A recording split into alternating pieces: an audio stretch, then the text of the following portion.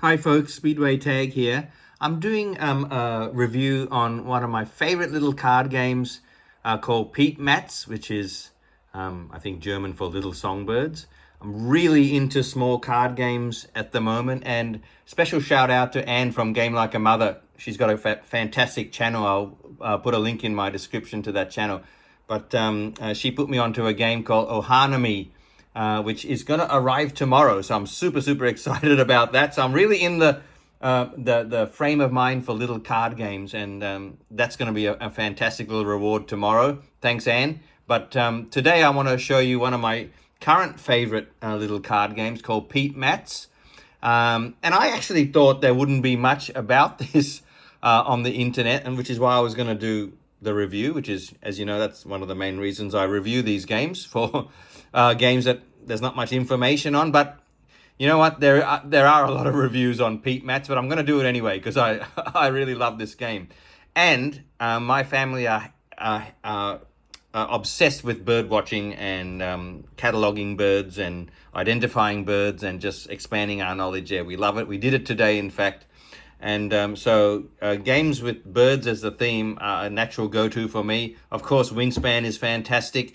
It's got an Australian expansion in that, the Oceania expansion, and we recognize a lot of the birds we see around here, even in our yard, in that game. So, of course, if you want to sit down for a long time and sprawl out and have a game of Wingspan, I'm all for it. But this is a nice, quick little card game, which is a lot more complex than you think. 2 to 4 players, I think. Yeah, 2 to 4 players. Let's have a look.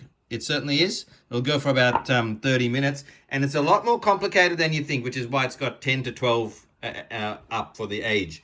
Um, You've got a bird feeder here, which you put down for 2 players. That's the side you put. You do the other side if you want 4 players. You put 4 seed cards out above it, and then that's the seed deck there. There's more of these cards in that deck. When that deck runs out, the game's over, and you score up. Seeds are you're going to get when you collect seed cards. That's one of the main ways you score by the eggs on the cards. It's just points.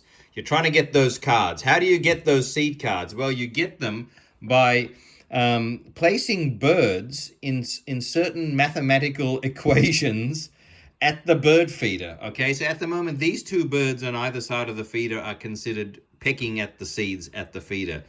Um, the others in a line to the left and to the right are waiting on the ground, thematically, waiting to get to the feeder. Okay, and these are the birds on the ground that you really have most to do with. Okay, because what you're trying to do is create a score of birds on the ground that is either higher or lower than the bird at the feeder, and that allows you to do certain things: acquire cards, acquire seeds, get points, and so on. Okay, there's also a deck here and a little market of birds as well, which I'll show you how that comes into play. Everybody gets 4 cards, so I've got a hand of 4 cards here. Just have a look at the artwork on this. It's delightful. The yellow hammer and the green finch and the blackbird, tons of them out here. The bullfinch, we've got lots of finches. Red brow finch is our favorite around here. The sparrow, of course, all over the place here, and the chaffinch. I don't know what that is, but Buchfinch in German. I think Buch means book. So is that the bookfinch? I don't know. Maybe it is. Okay. There's a couple of other little interesting cards which are are bad cards. The crow and the squirrel, which eventually come up when they're drawn out of that seed deck. They'll come up next to one of these seed cards and cause problems for you. But very basically, this is how you go on a turn. The turn has got 3 different phases, and the first phase is the most important. That's when you play a card from your hand at the bird feeder. So you'll be playing one of your cards at this end of this bird feeder or at this end of this bird feeder, and you're trying to make a certain mathematical equation. For example, if I played, let's see, this bullfinch at the end of this row, okay, then I total up the cards on the ground, which comes to 1 plus 3 plus 5 equals 9. If that total is higher than the bird at the feeder, okay, I get that bird, and it's going to come into my tableau. Okay, but not only that, you're also going to get a seed card for the difference.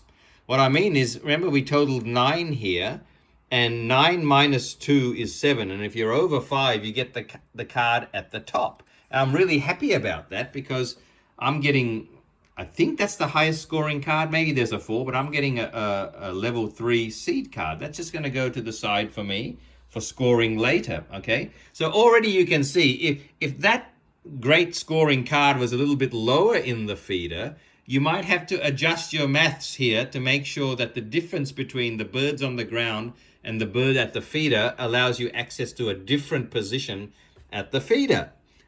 Sorry, at the seed box, okay? So if I wanted this card, for example, I'd have to adjust my equation here so I could actually reach for that card. So that's really cool. Okay, so remember I said when the total here is greater, you actually get this card and you place it in your tableau. Your hand is actually your hand. They can't, the other players can't see this hand. But this tableau, when it plays down, when you get a card from the feeder, it goes face down. It doesn't go into your hand. And you start building your tableau. What you're trying to do here is, hopefully you can get a match of male and females, because that'll score you 5 points. So if I can, oh boy, this is really going to test me. I think that's female, but please forgive me if I'm wrong. If I can get the male version of the level 2 blackbird, then I'm going to get 5 points. So you're trying to get male and female pairs. And if you have the most in a certain suit, only you will score the points at the top of the card for that suit, not the others. So that's kind of like Arboretum style, if you know Arboretum as well. So, okay, I love that strategy of, do I go for the pairs, or do I really go hard for 1 or 2 particular suits, hoping to stay ahead of the opponent in that suit? Because, if, like I said, if you're ahead at the end of the game, only you score that suit. And there's a lot of points to be had. Look at this, 6 and 2, and there's 5s as well. So that's one way. And also you'll score by the amount of seed cards you have at the end of the game. Whoever has the most points wins. But this is how I'm jumping the gun here heaps, because all I've done is I've played a card there. It's turned out to be larger. The total here has turned out to be larger than the bird at the feeder. The largest bird level goes to the feeder there, and we move along. Okay, and then you can start stringing together some amazing combos like this, because then when this moves along, if these 2 cards are still, their total is more than the bird at the feeder, okay, then you get to have another turn like this, and you start claiming seeds again and so on. But this time 4 is not greater than 5, so I haven't been able to string a combo. Those combos are really important. Already a lot to remember, right? Okay, and we've only done one part of the first turn. The other thing that happens here is that if I played a card to the end of one of the feeders, and the total of the birds on the ground was less than the bird at the feeder, I don't get a seed card. I don't get the bird at the feeder to put into my tableau. But what I do get to do is just automatically play a card I already have in my hand straight into my tableau. So that's how you get cards out of your hand into your tableau without having to go through this situation here of going by way of the maths equation. So if I played something that was low here, like for example, if my next turn I played this 2 green finch over there, that's 5, and that's 5 over here. It's not greater than 5. So I would get to play one of my cards from my hand straight into my tableau. And I would play this because now I've got a pair of these guys, okay? Male and female. You see how that goes. And then at the end of your turn, you get to draw up to 4 cards again, and you can either draw from the top of the deck or take cards from the market. That's where the market comes into play. You refill the feeder top to bottom, and off you go. Sometimes you will draw from the feeder the squirrel or the crow, and they will sit next to cards in the feeder. And so when you take the seed card, you have to take the evil villain with it. And they do terrible things. It makes you lose cards and lose seeds and things like that. Okay, just one more turn. Maybe we might have a look if this person has a go. What if they played a 2 here, a 2 sparrow?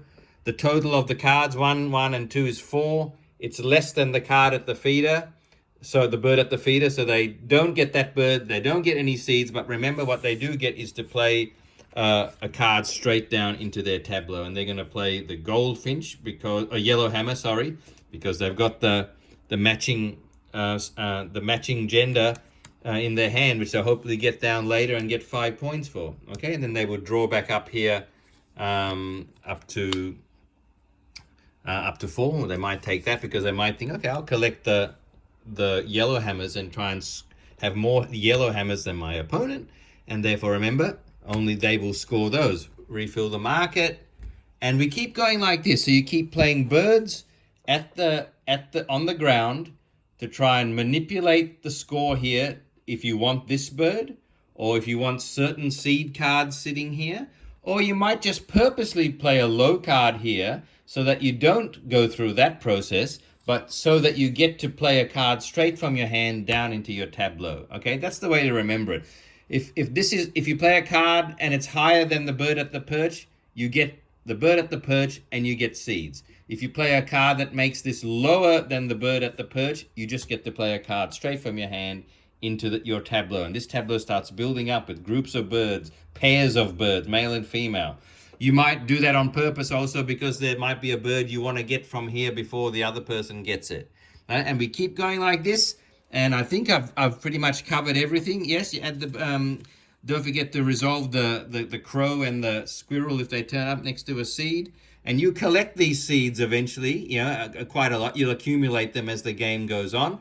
When that deck runs out, the game's over, and we have one last turn and we score. Just remember, when you've done this kind of process here, where you've managed to get the birds on the ground to add up to more than the bird on the perch, remember to move the highest card from the ground to the perch again, and that's how that works. And if you can get the combos going there, fantastic.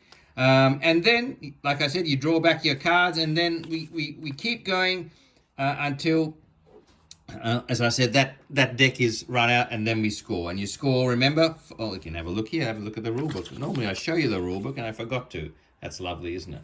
Okay, and to score, it's 5 points per pair of birds. The species majorities, remember, whoever's got the most of a particular suit will be the one to score that suit, Arboretum style. And then the third way you score is the points for the seed cards that you've accumulated. I've accumulated one here already. Total them up, that's who wins. That is Piepmatz. Now, this is a bit of a mind burner as soon as you get it. And we thought, what have we got ourselves into here?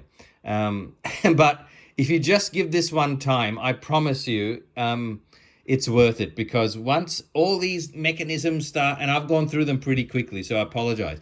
But once the mechanisms of playing to the ground to manipulate, if you want that bird, if you want seeds, or if you want cards to go into your tableau, getting that engine moving in your mind is really satisfying when it becomes second nature and you know the rules really well. Then this game really pops, because the strategies here, especially with that market over there as well, are extraordinary.